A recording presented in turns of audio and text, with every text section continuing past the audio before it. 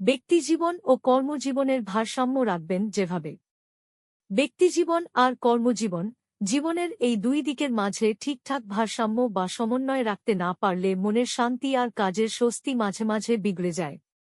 কাজ আর জীবনকে আলাদা করে এই দুইয়ের অকল্পনীয় কোনো ভারসাম্যের ধারণা নয়, বরং দুটির মিশেলে একটি স্বাস্থ্যকর জীবনযাত্রা তৈরি করাই হবে বুদ্ধিমানের কাজ।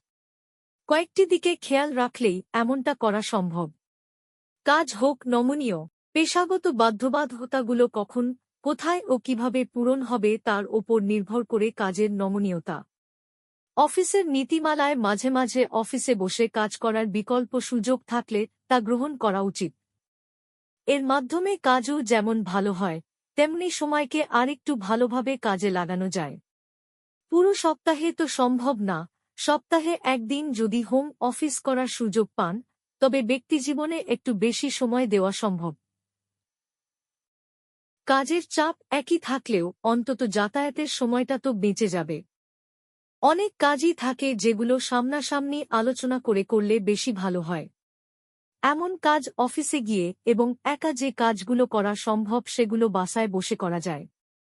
তবে অনেকেই হয়তো এই হোম অফিসের ধারণা এখনো সেভাবে গ্রহণ করতে পারেননি। তাদের জন্য ভালো হবে এই নতুন ধারণাটিকে একটু সময় দেওয়া এবং এর সম্ভাবনা যাচাই করা। কারণ ডিজিটাল যুগের নতুন বাস্তবতায় এটি বেশ মানানসই একটি পদ্ধতি। ইতিবাচক দৃষ্টিভঙ্গি রাখতে পারলে ব্যক্তি ও কর্মজীবনের সুস্থ সমন্বয়ের জন্য হোম অফিস বেশ কার্যকর একটি উপায়।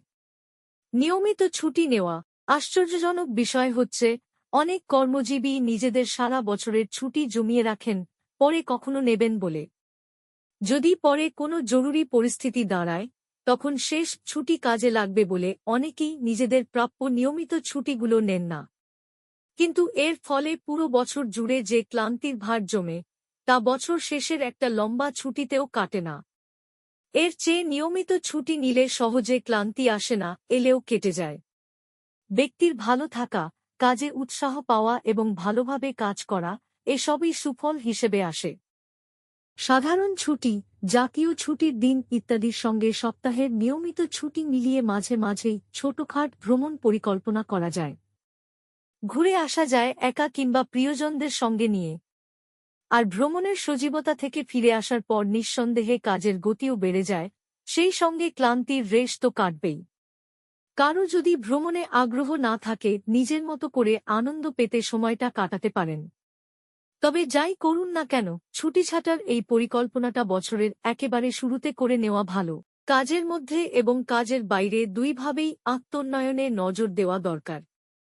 পরিবার, বন্ধু, প্রিয়জনদের সঙ্গে সময় কাটানোর পাশাপাশি অত্যন্ত গুরুত্বপূর্ণ বিষয় হচ্ছে নিজেকেও যথেষ্ট সময় দেওয়া। কিছু নতুন জিনিস শেখা, পুরনো সবগুলোকে ঝালিয়ে নেওয়া বা কিছুই না করে ছুটির দিন কাটিয়ে দেওয়ার বিলাসিতাও পেতে পারেন এই সময়। নিয়মিত ছুটি নিলে সবকিছুর জন্যই ভালো করে সময় পাওয়া যাবে।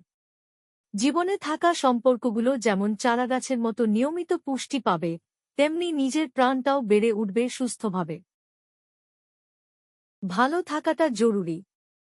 লক্ষ্য পূরণ করতে গিয়ে মানুষ অনেক সময় নিজের ভালো থাকাকে প্রাধান্য দিতেই ভুলে যায়। কাজের জন্য নিজের সবটুকু দিতে গিয়ে নিজের জন্য কিছু থাকে না আর। জীবন আর কাজের সুস্থ সম্পর্ক বজায় রাখতে হলে ব্যক্তি ও কর্ম উভয় ক্ষেত্রেই নিজের ভালো থাকাটাকে প্রধান লক্ষ্য ধরে নিতে হবে। নিজের মতো করে, নিজের উপায়ে ভালো থাকা যায়। কারণ জগতের এত আনন্দায়োজন, সবই বৃথা হবে যদি ব্যক্তি নিজেই ভালো না থাকে। ভালো থাকার চর্চা শুরু করা যায় ভালো খাওয়া দাওয়া, পর্যাপ্ত পানি পান ও পর্যাপ্ত ঘুমের মাধ্যমে। জীবনের মান উন্নয়নে কাজের সঙ্গী বাছাইয়েও সতর্ক হতে হবে। এমন কারো সঙ্গে কাজ করতে হবে, যে কিনা সমর্থন জোগানোর পাশাপাশি গঠনমূলক সমালোচনাও করতে জানবে। বিশ্বস্ত, সাহায্যকারী মানুষের আশেপাশে থাকলে মন এমনি ভালো থাকবে, সেই সঙ্গে কাজেরও ক্ষতি হবে না। কাজের ক্যালেন্ডার যতই ব্যস্ত হোক না কেন, নিজেকে ছোট ছোট বিরতি দিতে হবে।